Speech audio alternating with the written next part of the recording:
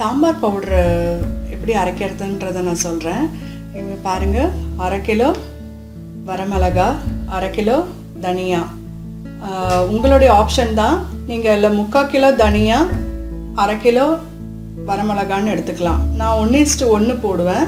உங்களுடைய ஆப்ஷன் இது. 2 ஆப்ஷனில் நீங்கள் ஏதாவது நீங்கள் சூஸ் பண்ணிக்கலாம்.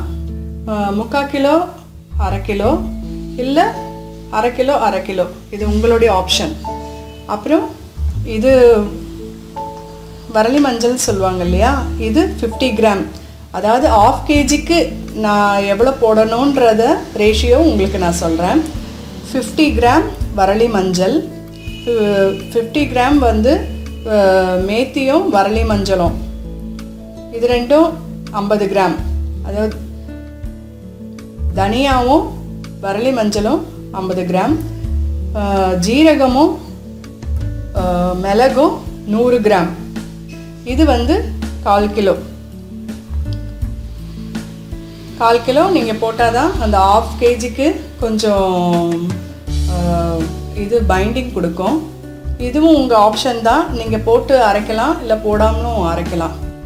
என்னுடைய ஆப்ஷன் என்னென்னா, இது வரமிளகா 1/2 kg, தனியா 1/2 kg, வெந்தயமும் வரலி மஞ்சளும் 50 கிராம், பெப்பரும் ஜீராவும் 100 கிராம்.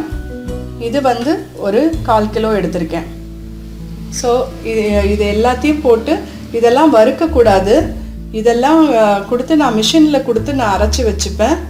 இல்லை நீங்கள் உங்களுடைய ஆப்ஷன் எப்படியோ கொஞ்சம் கொஞ்சமாக நீங்கள் ஆற்றுல அரைச்சிக்கிட்டாலும் உங்களுடைய ஆப்ஷன் தான். ஸோ இந்த ரேஷியோவில் நீங்கள் கம்மியாக எடுக்கும்போது நீங்கள் அந்த அளவுக்கு நீங்கள் எடுத்துக்கோங்க. இதெல்லாம் போட்டு அரைச்சிங்கன்னா கொஞ்சம் நல்லா அரைச்சி வச்சுக்கிட்டோம்னா நமக்கு ரொம்ப யூஸ்ஃபுல்லாக இருக்கும். நான் எப்போவுமே மிஷினில் கொடுத்து நான் அரைச்சி வச்சுப்பேன். ஸோ இதெல்லாம் தான் போடணும் சாம்பார் பவுடருக்கு. இதே மாதிரி நீங்களும் பண்ணி பாருங்கள். பண்ணி பார்த்துட்டு உங்களுடைய ரிவ்யூஸ் அண்ட் கமெண்ட்ஸ் எனக்கு கொடுங்க. Thank you very much.